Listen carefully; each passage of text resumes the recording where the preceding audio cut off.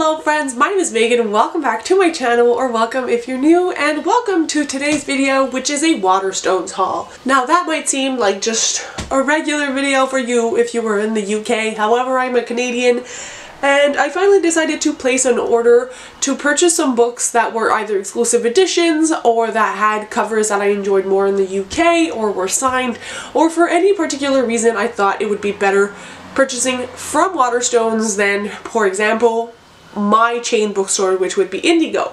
So I think I have 9 books in the stack, and we're just going to hop on in. Also, it's a beautiful summer day here, and you might hear people like cutting their lawn or cars running by. I'm sorry, I cannot do anything to make that go away, even if I wanted to. So, first book on the stack is The Thief Who Sang Storms by Sophie Anderson. This is a signed copy, which is why I decided to get it. Also, usually Sophie Anderson books come out in the UK a lot quicker than what they would in the US/Canada, and they don't always have the same covers. I am collecting all the UK covers, and so I decided to get it now because it's signed, it was cheap. This one is about the island of Moravia, and it's shaped like a broken heart. What is also special about this island is that the humans remain on one side of the island, whereas the bird people kind of stay on the other side. And it wasn't always like that. At one time, everybody kind of lived together happily, and I guess something happened with like the magic that made it so the people were separated in two, and our main character is going to try to bring everybody back together. I don't know yet if she has magical abilities. I am assuming she does. A lot of book characters from Sophie Anderson books do have magical abilities, and I just cannot wait to read this. Sophie Anderson is an incredible storyteller. I love her middle grade, so I got this one. Another middle grade book which I purchased is The Last Fire Fox by Lee Newberry. First of all, the fox on here, I love foxes. Like, they are adorable, they are great creatures. I've seen a lot of them around the area where I used to work, and I just think they are some of the most charming, adorable creatures ever. I just love them, and so this definitely was one that I wanted to pick up because I guess it's a special kind of fox. Maybe that has like fire abilities. It is also illustrated. It just looks like a really fun book, and I haven't seen this anywhere in Canada, and I know a lot of the booktube creators which I watch who read middle grade, like Jay from JD Wary Reads, have picked this up, and so I wanted a copy of my own. Hopefully I'll enjoy this. The next middle grade book I have on the stack is Wilder Than Midnight by Carrie Burnell. This is a signed copy with sprayed edges. It is absolutely beautiful. It has like a signed book plate. The end pages are stunning, and this is very fairy tale-esque. I haven't heard anyone talk about it, but it follows 3 main characters. Safi, and it says she's a good girl used to following the rules, yet curious to take the path unexplored. Aurelia, who is a defiant girl locked in a tower but planning her escape, and Wild Rose, who is a fierce girl raised by wolves and determined to set her forest free. Together they will change life in Silverthorn forever. So it's very fairy tale-esque with animal companions, and it just sounds wonderful. It says, locked in a tower, lost in the woods, left to the wolves, wilder than midnight. I've talked about this in one of my vlogs, saying how excited I am for this and how gorgeous this is, and I really hope it lives up to the hype I've created. The last middle grade book on this stack is Skandar and the Unicorn Thief by A.F. Stedman, which is a Waterstones exclusive. Again, it has sprayed edges, it is beautiful, it is signed like this, and it also has a beautiful hardcover. This is one I am currently reading. This is the first in a series, and it follows Skandar, who lives in this world where unicorns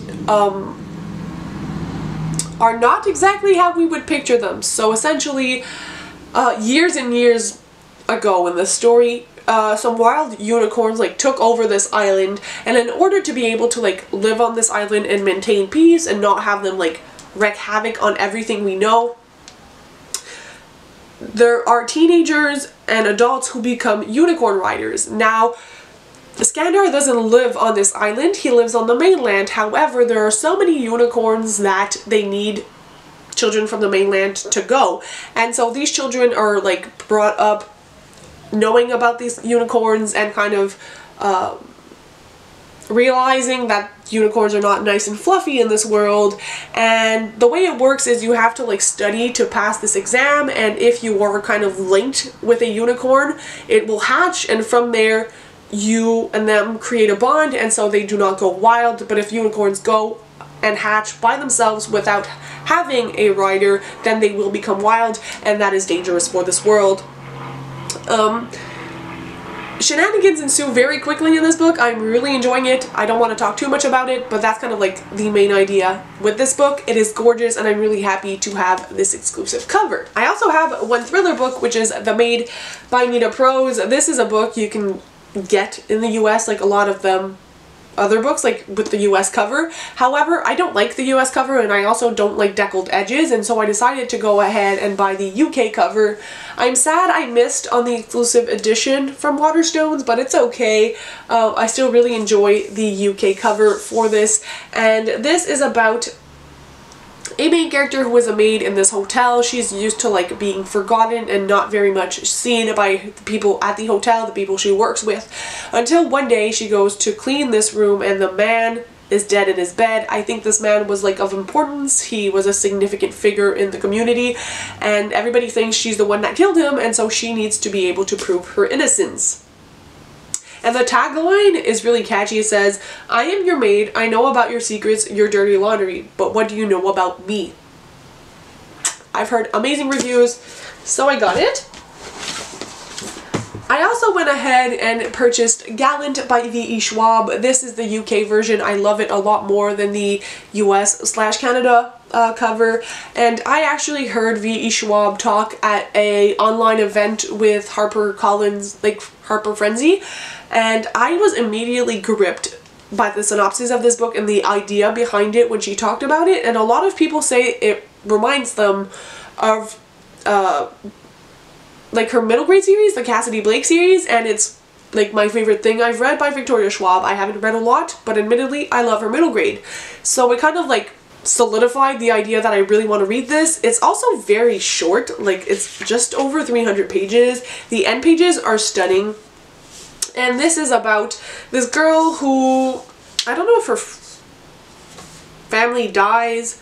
Yeah, it says 16-year-old Olivia Pryor is missing three things: a mother, a father, and a voice. Her mother vanished all at once, her father by degrees, and her voice was a thing she never had to start with. Her only companions are the ghouls she sees and her mother's journal, which captured a mind of turmoil. And essentially she gets this letter to go back to Gallant, and like, I don't really remember how Victoria Schwab pitched this, but I was like, I needed this now, and yeah, I got it. This is a messy haul. We are down to the final two books. I did get Book Lovers by Emily Henry. This is a signed copy, which is why I wanted to get it. I do have the American paperbacks for the other books, which I plan on getting for this one as well because I love Emily Henry, but I found it cool to have like a signed copy. I did later on see the Illumicrate announcement that they will be creating like limited edition hardcover UK versions of the books with sprayed edges, which I will be trying to get. But either way, I have a signed copy. I'm really happy with it, and yeah, I really do like the UK covers. I do love the American ones as well, but I wanted to get it because it was signed. Like, that's all I'm trying to say. And the last book on here is I Kissed Shara Wheeler by Casey McQuiston. I really loved the blue cover, which is exclusive to the UK. The American cover is green, and the indigo exclusive is purple, which was also very nice. I sadly also missed out on the version with sprayed edges for this one, but I just really liked the blue and pink a lot better. I think it really suits the cover. This is Casey McQuiston's most recent release, her first foray into young adult contemporary romances, and this is a story of a main character who I think is like in competition with Shara Wheeler, and she gets kissed by Shara Wheeler, and then that girl disappears, and so it's her trying to figure out where Shara Wheeler is, and along the way she meets other people who have been kissed by this girl, and it's like a whole thing, I guess.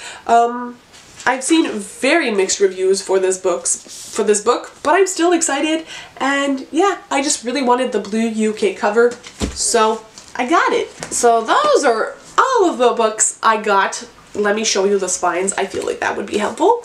Those are all of the books I got recently from Waterstones, and honestly, if you like bulk buy and order, it doesn't really cost more than if I would have purchased anything at Indigo, so I'm very happy with it. It was a happy end of semester purchase for me, and now I got a lot of pretty UK editions to add to my library. So that's it for this video. I hope you guys enjoyed, and I'll see you very soon with another video. If you've made it this far, comment a blue emoji. Bye guys! Happy reading!